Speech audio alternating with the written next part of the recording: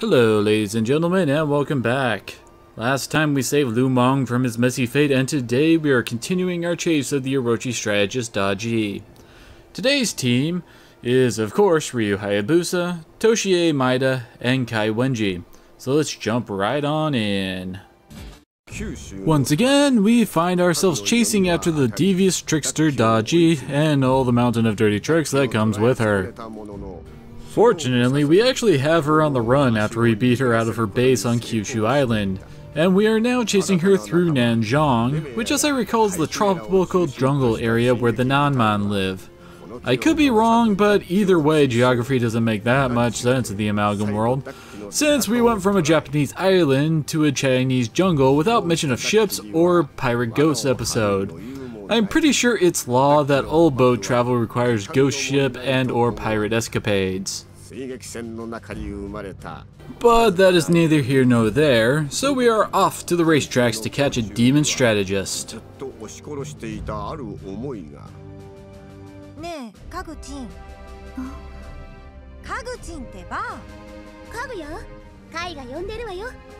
私の名前はカグチンではございませんが。はあ、あんたって時々すっごい疲れるわ。人間は親しい人をあだ名で呼ぶことがあるの。親しい。カイ様が私を親しいと？会話の途中、すまん。ダッキの尻尾を捉えた。出撃だ。あ、ちょっとカグチン。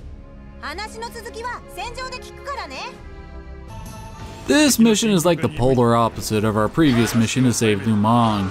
That one was an escort mission that moved pretty slowly. This mission is a run your ass off kind of mission to make sure Daji does not escape. Daji starts in the middle of the map and will be making her way to the upper right corner where she will escape and make us lose the battle. With that kind of a head start, you'd either need to ignore everything between you and her or use a horse to reach her before she escaped. Thankfully, Daji is kind of lazy and will be chilling for a bit before she actually starts to move. I also just talked over a bit of plot about this being the place Daji found Achilles. Mainly this explains why there was a suddenly Greek architecture in the area alongside a Trojan horse in one part of the map. And it looks like the Nanman are running around this area too, and thankfully they don't seem to be too happy about Daji running amok. Also, the Shu General Wei Yan and his very elongated sentences that have way too many ellipses has appeared. Not entirely sure what decision made them make an intelligent leader of men into a constantly masked man who talks almost like a caveman. I guess it does give him a more unique feel compared to pretty much every character in both series, but still feels a bit out of place. His fighting style is pretty kick-ass though, so I guess I can let that slide. Also, Kai is asking the fairly obvious question of why we can't recruit any of the major leaders of the series, like Cao Cao, Liu Bei, and her lord Ujiyasa Hojo. Which gives us the definite answer that all of them are dead around the time the Hydra actually showed up, and due to the wibbly wobbly timey-wimey stuff that was explained earlier, we can't go back that far. Yet. Also, Meng Huo and his wife have ran off to head Daji off at the pass. They're both pretty much the main reason there is a little worry about Daji actually escaping. Both will show up at separate spots to ambush her, and she has to waste time fighting through them to actually get away. Thankfully, Zhu Rong is much more competent than her husband and is the one who seals off the escape route till Daji defeats her. Reaching Achilles' arena, I think, is the first one to actually get her to start running. Not entirely sure what Achilles' plan is though. One-on-one fights are rarely that dangerous unless the enemy's name is Lu Bu. In which case, I hope your life insurance is paid up, cause odds are you're gonna need it. Also, Kagyu is learning what it means to be human through Kai bugging her to stop being so formal all the time.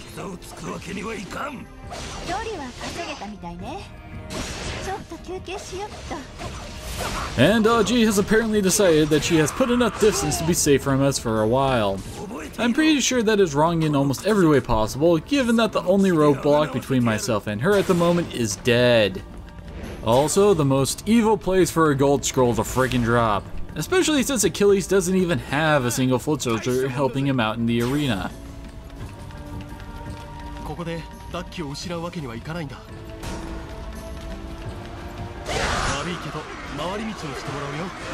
Alright, show of hands, who thought it would be that easy to just head up and after her when there was a perfectly empty spot on our left that we would have to skip murdering our way through? Now put those hands down, because this is a Warriors game and murdering is the best answer for everything. Even if that does include the 12-year-old girl who may or may not see Dodgy as her mother. Who also somehow manages to keep on talking even after Ryu cuts her back up with his gigantic sword.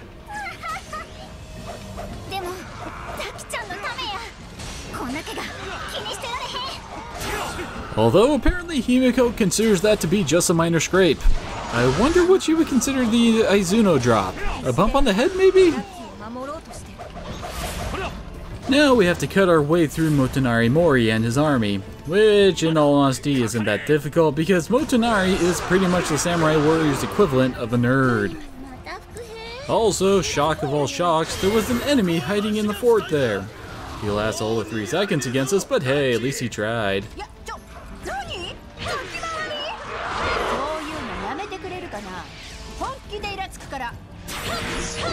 And Meng Huo is doing his job of tying Dodgy up. As for how he managed to somehow warp his way there, he is the king of this land and should obviously know some shortcuts to get around a lot faster than we can. Also, since we just filled our big green meter, my plan for Motonari is to lure him and his officers together and try to nail them all with a nice Trinity strike. Although I kind of messed it up, there is kind of a range on the big laser attack. I can't get both Motonari and the third officer, since they are a decent distance away from each other. Kinda sucks, but it does make sense for someone to get out of the Trinity strike if they are far enough away to despawn from sight. Also, Kai is still going on about Ujiyasa being unsavable. This game was pretty much my introduction to both characters, and I originally thought Kai was actually Ujiyasa's daughter or something like that, from how she was talking about him. Turns out she is just a soldier in his army and that really likes the guy. And poor Meng Huo got his ass beat by Dodgy. After taking out Motonari Mori, pretty much all of the remaining officers start moving towards us. Strategically, this does make some sense instead of just waiting for me to kill them one by one. Although this has the effect that once I kill them all that remains of the enemy forces is the 12-year-old girl and Dodgy herself, so it's pretty much a pointless last-ditch effort on their part. Also, I think Kai is starting to feel rather guilty for beating on a little girl for trying to protect her evil adopted mother. I probably would too if I didn't already have a body count that is probably on the fast track to 50,000, and that's in this game alone. I am probably well into 7 digits if you count all the other games I've played. And through the power of music and shiny sparkles, Kai Wenji has removed pretty much all of the remaining officers outside of the pair, so it's almost time to finish this fight.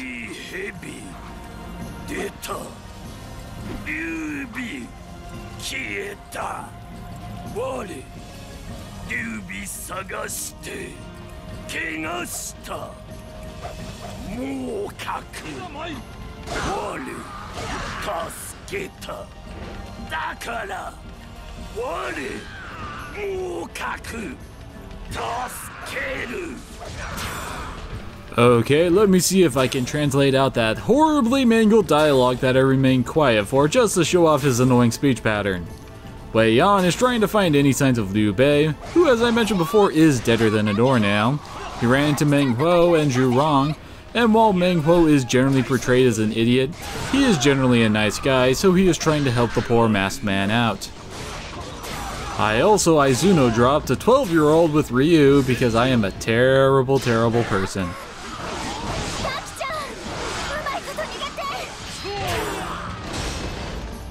And yes, instead of her just retreating off of the field, we have finally captured Himiko, giving us some actual progress on this capture mission. All that remains is Daji, who Zhu Rong has done a pretty good job of delaying.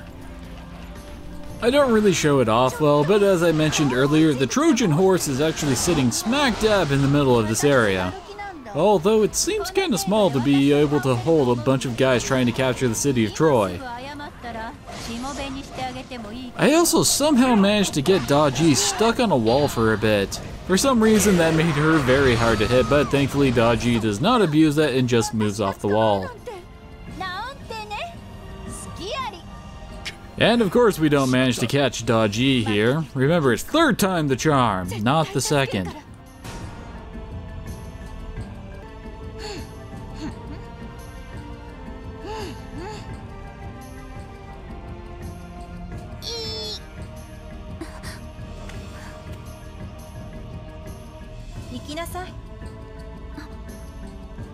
Edo?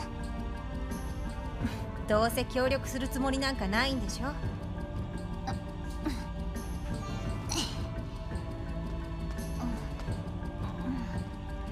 では、あの娘に監視をつけるのですね。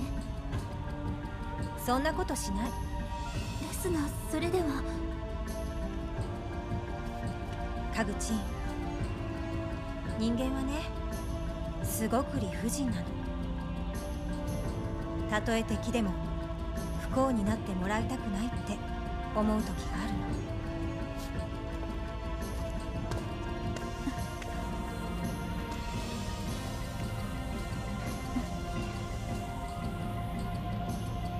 の。And of course we let the little girl go. We aren't monsters after all. わかりません。何故カイ様は卑弥呼様を。かぐや、人の心はね、不可解で理不尽なのよ。同情や哀れみで理屈に合わない行動を取らせることもあるの。心でございますか。おう、おめえら、あのでかい蛇と戦ってるんだってな。大した根性じゃないか。気に入ったよ。あたしらの力貸してやろうじゃないのさ。我、蛇、倒す。And with that, Captain Shatner and Peter and Lois Griffin join up with us.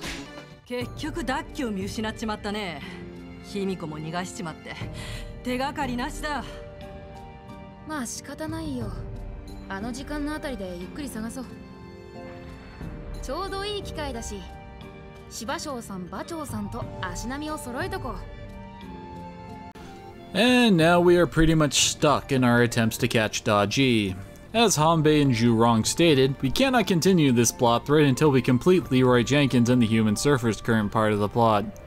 So next time we are off to another one of the bond requirement submissions, and after that we are joining back up with Leroy Jenkins as he hunts Kiyomori. I'm Riona Bahamut, and I hope to see you all again next time.